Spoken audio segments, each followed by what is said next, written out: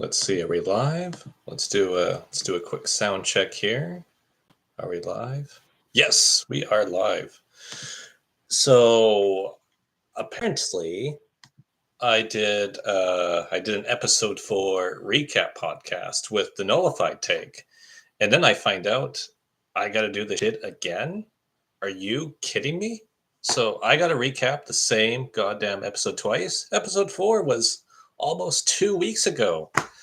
And now I have to break everything down, reuse some of the same jokes I used in that podcast for this one. That is just bullshit. So I guess we're going to start things a little bit differently. Oh, of course, in case you don't know, I'm Logan Saunders, the TARstorian, the Amazing Race historian, if you can't figure out that abbreviation for some reason. So let's break down episode 4 of season 35 of Amazing Race. And we're going to do something unique. We're going to do power rankings going into episode 5. So let me get my power rankings up. Let's see. Number 10 in my power rankings going into episode 5 is Joe and Ian. Number 9 is Morgan and Lena. Number 8 is Liam and Jeremy. Number 7 is Robin and Chelsea. Number 6 is Rob and Corey. Number 5 is Todd and Ashley. Number 4 is Andrea and Milena. I just think they're going to do unexpectedly well in leg 5. Number 3 is Joel Pepsi Man and Garrett. Number 2, Greg and John, the Franklin brothers. And in first, going into episode 5, is Steve and Anna Lee. So those are my power rankings for going into episode 5. So we're gonna see how that plays out for episode 5. So of course, this is the funniest part. I know I'm jumping ahead a bit, but in the previously on segment for episode 5, Phil Kogan himself said teams ran 2 legs in one day. Even he acknowledged that this is 2 legs. So he's kept changing his mind. There are no non-elimination legs, and then a team doesn't get eliminated, but then episodes 3 and 4 count as 1 leg. And now he's saying, yes, they were 2 legs. He's going back to the standard definition of how keep on racing legs work, that they're counted as 2 separate legs. So that's hilarious. He's really inconsistent. That's why I'm here. Okay, so of course, teams continued through Kanto, Vietnam. No relation, of course, to the Kanto region in Pokemon.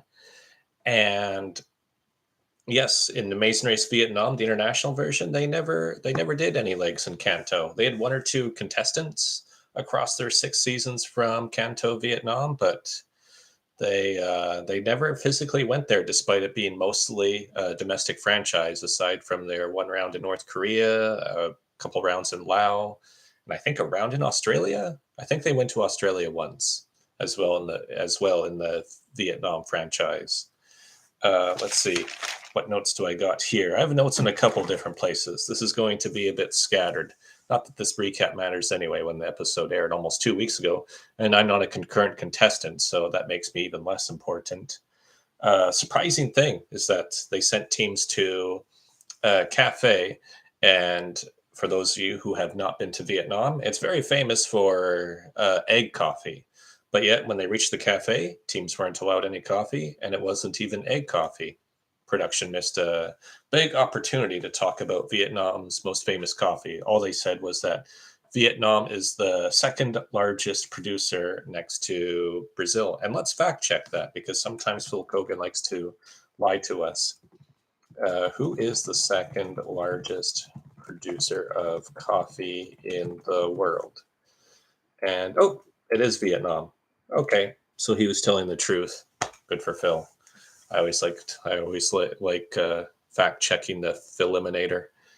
And Steve's face, he's morphing more and more into a tomato. So that's going to be interesting to watch. It's Halloween tonight, so maybe his face, instead of being a tomato, it will turn into a pumpkin. That would be pretty hilarious.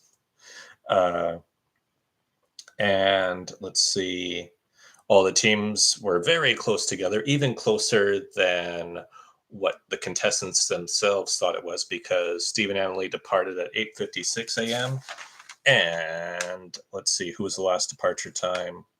Come on, I got to be faster than this. Liam and Jeremy were 9:56 a.m. So exactly 1 hour from first to last, and then heading into leg 5, the departure times I think were 36 minutes in term from first to last place. So I think Victor and Jocelyn said in various exit interviews at the end of episode 4 that they thought that it was about 50 minutes or so between first and last, but we find out it was about 36 minutes, and then maybe 40 altogether if you include Victor himself, because I think he said he was just a few minutes behind the Franklin sisters. And let's see, we have the detour, sort fish in a stall, which of course triggers Victor and Jocelyn having their own store. And it would have been hilarious if Victor and Jocelyn could also speak, if they had a linguistic advantage of speaking basic Vietnamese. That would have been hilarious and make the fans furious. Unfortunately, the byproduct of them going home this leg is that now all the fans are going to say that their first 2 leg wins in Thailand was a complete fluke because they spoke the language. And when we say speak the language, I think Victor knew about 20 or 30 to maybe 50 words in Thai, and that was about it. And I believe he researched basic Vietnamese phrases prior to going to Vietnam, because I don't think Vietnamese and the Laotian language, I don't think they're very mutually intelligible from what I'm aware of. But I could be wrong. I could just be making that up right now. Phil Kogan can fact check me on that. Let's see. The other detour, of course, was delivering the Vietnamese mattresses. And yet it weighed 66 pounds, or as when I was at the Nullified Take, there was an Australian viewer who converted it to metric and said it was about 30 kilograms. They had to travel about 300 yards, so he didn't translate the distance into meters and centimeters.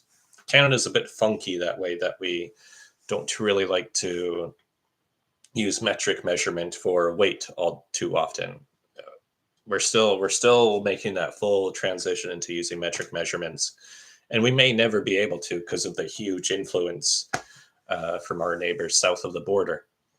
And yes, Todd and Ashley in their exit interviews did say that Liam and Jeremy were edited to have credit. They took credit for they didn't voluntarily take credit. It's just the editing gave. That's what I was trying to say. Liam and Jeremy were given credit for the strategy of leaving the backpacks in the room so that they didn't have to carry the backpacks back and forth. And apparently it was against the rules to leave one of the mattresses at the bottom of the stairs, even though we see Liam and Jeremy do that. I remember Jeff Probst in Survivor several years ago in an interview said they have soft rules and hard rules for challenges. It could be one of those instances where leaving your mattress at the bottom of the stairs, or for being forbidden to do so, was a soft rule as opposed to a hard rule, where it's just one of those rules where they decide, we're not going to enforce that. We don't feel like it. Liam and Jeremy's edit has already been punishing enough as it is. Give them a break.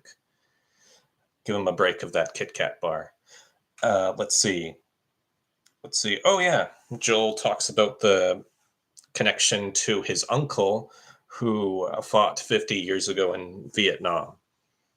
And he wants his uncle to go back to Vietnam. And that shows you how long The Amazing Race is on, where somebody's uncle fought in Vietnam. And if you go back to season 3, we had Ian Pollock, who was an actual Vietnam War veteran, compete on The Amazing Race. So 32 seasons later, we go from an actual veteran competing to the nephew of a veteran competing on The Amazing Race. And Joel isn't exactly the youngest racer on this season either. So that really puts it in perspective that this show has been on for a really goddamn long amount of time. I don't know why my eyes did that there. Let's see. Oh, yeah, Todd and Ashley talk about how they moved 6 times in 10 years, sometimes in between countries, because of course they lived in France. And it turns out Todd was indeed a former professional basketball player, which is hilarious because in I believe my preview, I said that he looks tall enough to be the center for Team Canada, but I don't think we were able to pay him enough, and that's why he had to play in France. And let's see. Oh, and Ashley broke her fingers. And in case anyone is curious, Kelly from season 4 also broke her hand during the Taekwondo task in leg 10 of season 4. So she broke her hand trying to break a board in a detour. That was back when detours they played for keeps back then. And her hand was broken for the rest of the season. So Ashley claims to have her fingers broken. So now we're going to see how long she can last with broken fingers. Second place is the current benchmark. Coincidentally enough, Victor was wearing a knee brace this leg. And the last time somebody wore a knee brace was Molly. No, Emily. No, Molly. No, it was Emily. Emily wore the knee brace. And she also finished in second place. So Victor really ruined the trend of knee brace wearers finishing in second place in a season of Amazing Race. He dropped that 9 spots. Oh, spoiler. Victor and Jocelyn get eliminated this leg. They get eliminated in 11th place. So yeah, that's the end result of this episode. I'm sorry I spoiled it for you. Unlike at least it wasn't as big of a spoiler as what was dropped in another podcast earlier this week. They already edited it out, by the way. Don't bother searching for it. But I happened to be in the live chat when they accidentally dropped the spoiler, and that was hilarious on many, many, many levels. I had a note saying that Robin was cranky this episode. Not cranky Kong, just typical crankiness. That's probably from the dehydration, the extreme eyeball sweat heat from being in southern Vietnam. And maybe she's just a really unpleasant person to be around. We don't know. I've never met her. Have you been around her? You have if you competed with her on this season. I don't know what the hell the joke or punchline was supposed to be there. Let's see. Let's see. Oh, apparently I thought it was hilarious that Steve said during the detour when sorting the fish that his quote was, "I don't know what they are. They wiggle." Maybe I thought that was some sort of sexual innuendo joke I could make, and that's why I wrote that note down. I don't know. Oh, yeah. So teams delivered 4 mattresses, and we saw Liam and Jeremy carry 2 at a time, have their bags in the room, and leave a mattress at the bottom of the stairs. Todd should have been eliminated for referencing Friends, but in light of what happened to Matthew Perry, I guess it actually gets turned into bonus points. Normally, I bag on the TV show Friends because it's more of an actor show rather than a writer show. But I don't feel like looking like a complete jackass this week, so I'm not gonna criticize Todd for referencing the pivot scene from Friends, which is about one of 3 funny clips from, what was it, 10 seasons? 10 seasons, and it took 3 seasons for them to have a good episode. Whichever season had the lightning round. It had about 3 good episodes that season, and that's about it for Friends. It was definitely not a writer show. The punchlines were always coming from a mile away. Yeah. I tried getting through the whole series, and then once I got to the last few episodes, I had to, skip. But all these years later, it just does not hold up well. All these years later, Friends does not hold up well. However, Matthew Perry is a great actor. I really liked him in Mr. Sunshine. And sadly, that show only ended after 1 season. Mainly because of the scene where Matthew Perry is playing Mario Kart and he says, "You know what? I like Yoshi." Yeah. Mr. Sunshine should have lasted 10 seasons, not Friends. Okay, let's see. Oh yeah, Steve claims that he eats Sifu. Sifu from season 45 of Survivor that's currently airing. He meant seafood. Seafood. Steve is not a tomato cannibal. Let's see, what else do we got here? Just notes Stephen Anley missing the Eels for a bit. And oh yeah, they had to after the detour they had to go to a pagoda to make a wish. And I've already made this joke 3 times in the past week, but Todd said he wished for world peace. The editors clipped out a part of it. Todd was actually wishing for meta world peace, a fellow professional basketball player. He previously went by Ron Artest, and now he's Meta Manus Artest, Meta World Artest. He keeps changing his name a lot. At least he didn't change his name to a symbol. Only Prince is allowed to do that. Let's see. Apparently Joe, not Joel. The E and the L look close together in my notes. Joe loves coffee.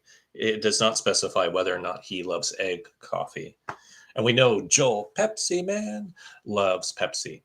And I wish they would play the PlayStation 1 sound effect of Pepsi Man every time Joel appears on screen, because Joel likes different flavors of Pepsi as much as I do. And I told him, and it's one of his recaps, Joel, if you're watching this, you have to rank the international Pepsi flavors that you've tried. One of my personal favorites is Pepsi Vanilla. There's this weird Central European Pepsi pineapple flavor that's okay. I remember drinking that shortly after GN passed. And I think the one that I ended up drinking the most was a Pepsi Mango, which Michael Harmstone told me was just released in the UK not too long ago. And he took a picture of it because he saw it in the store. The only obscure Pepsi flavors we're stuck with here now is Pepsi Cherry. And if you go to Wendy's, the fast food joint, they have Pepsi Vanilla there. That's the only place where you can find that. You also have Mellow Yellow. It took me 20 years for Mellow Yellow to come back, but I can't tell if it's just Mellow Yellow labeled on there, but it's really Mountain Dew, or what the dealio is with that. So teams, when they are at the pagoda, they had to make a wish. I already joked about Todd's wish many times over. If I was there, I would take the Joel and Ashley approach from Amazing Race Canada 4 and try to convince the team to make a really long wish. Tell them to wish for more wishes and then keep writing out wishes, because and just say to them, why shortchange yourself? You're at a Vietnamese pagoda. Dreams do come true here. Make this wish count. So my wish is that somebody would have said, I want to win the Amazing Race. I want to win every single leg. I want to buy my family a house. I want to have a pet mouse. I want to have an unlimited amount of ice cream in my freezer. I want to be an Olympian, a pro athlete, and an undefeated mixed martial artist. I also wish for 5 mansions and to be the leader of Earth instead of Richard Nixon. I want to be the leader of all the Earthicans. I wish somebody had made a long, elaborate wish like that, and not whatever wish R. Kelly made in the song I Wish, because we all know what R. Kelly probably wished for, and CBS can't air that, unfortunately. Let's see. Oh yeah, we saw Ashley fall down on the bedroom floor. That was amusing. And we saw Corey take a tumble here, and as somebody who is in his 30s, I'm sure anybody who was 30 and above cringed when they saw Corey fall down the stairs. But Corey's only 23. He can fall down the stairs, tumble. He could have fallen off the roof of the building and onto the ground of the Westin Hotel and still just walk and keep running. That's what it's like when you're 23.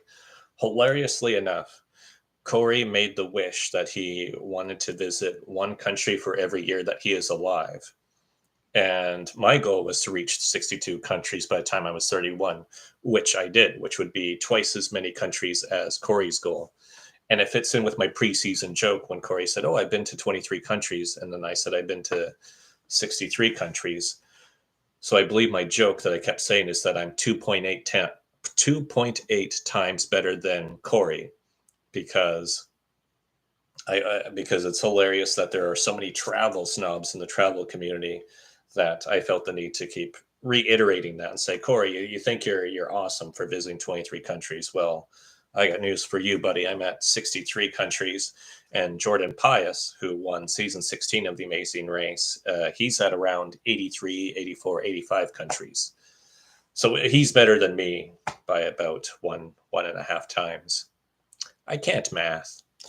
Let's see. Oh, Joe and Ian clobbered the motorcyclist when when they were transporting mattresses. In fact, it was unaired, but they clobbered 7 Vietnamese locals off their motorbikes, and it made the local news that day. I think there was a warrant out for Joe and Ian's arrest, and that's why they had to make sure everyone was on the same flight at the start of Leg 5 so that they could safely get Joe and Ian out of the country.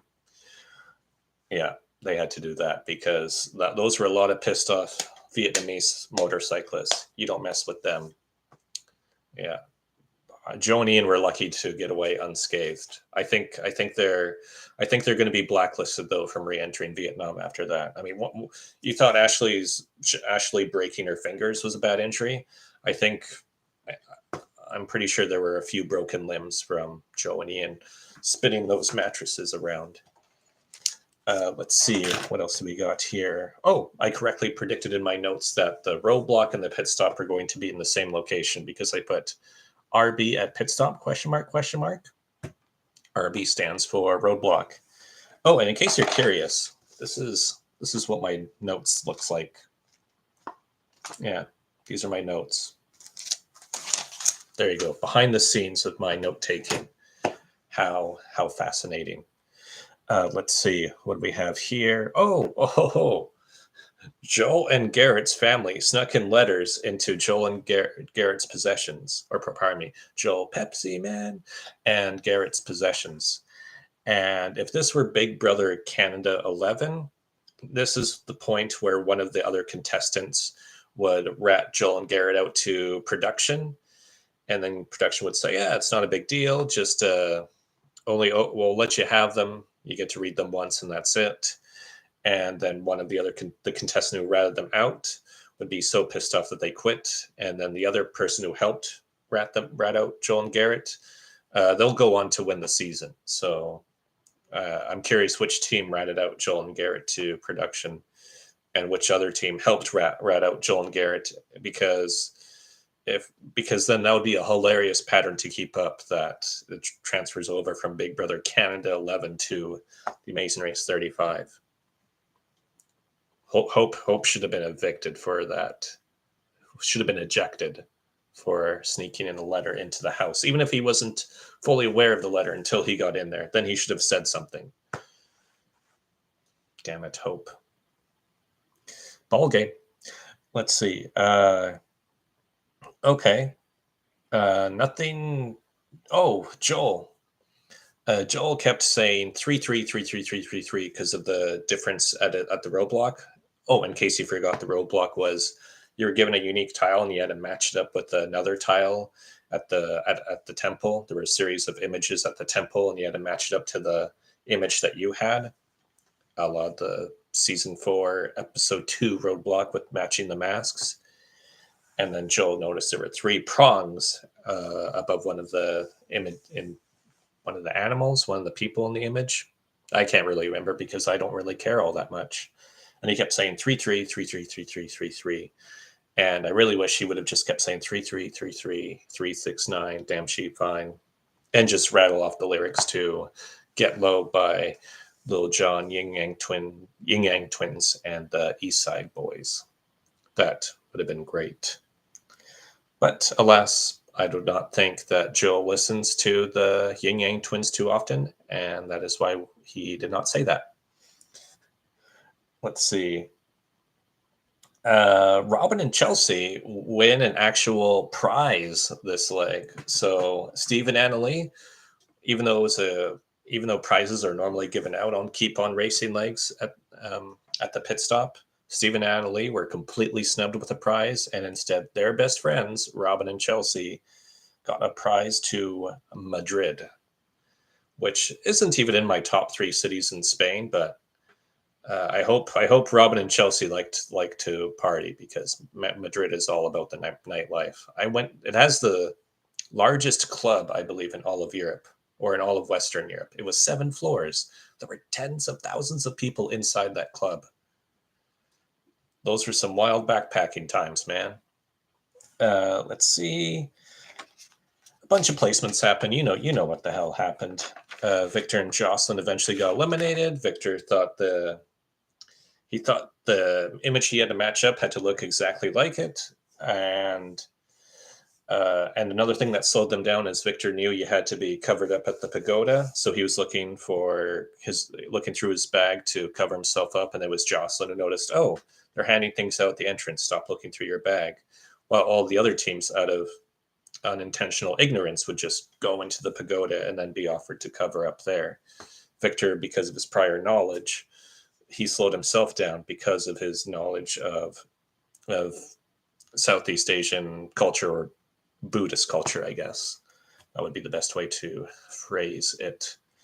And what are the random stats? I compiled a few random stats. Let's take a look at that, because that's mostly why people were looking at or are watching this video. Of course, Victor and Jocelyn, highest 11th place team of all time.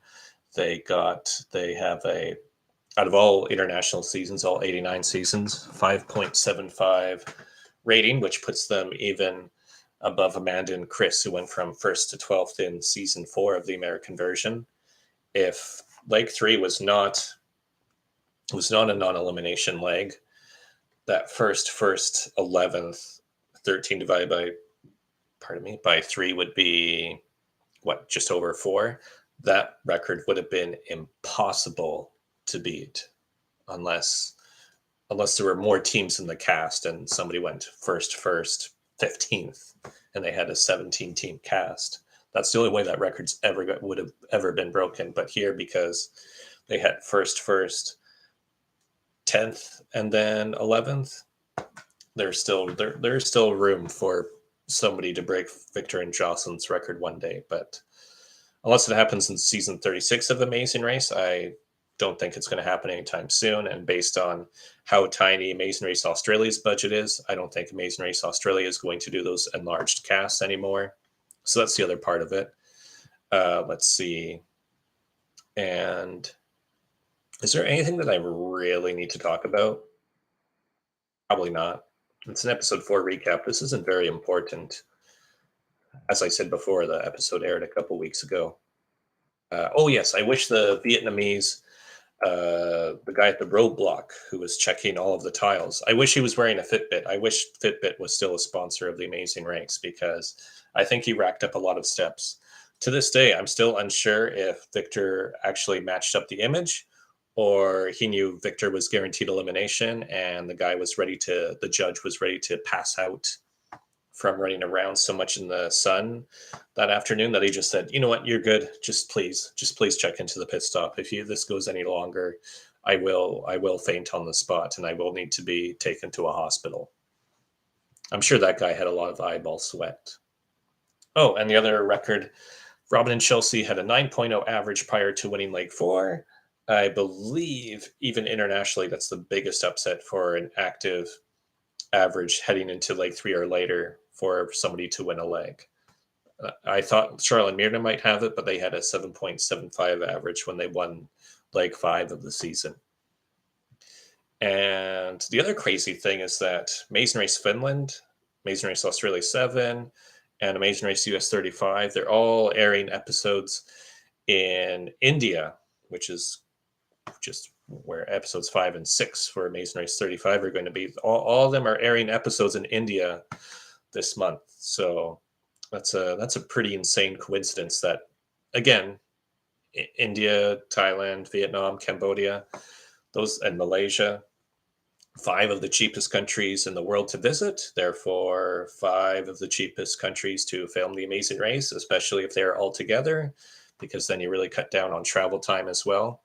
So you can tell that we're at the point now here in 2023 where all of these franchises have quite limited budgets. Granted, it's Amazing Race Finland's first season, so I'm curious if this season is a hit, if they'll expand the budget for season 2. And I'm sure all these franchises will have a higher budget than Amazing Race Canada 10.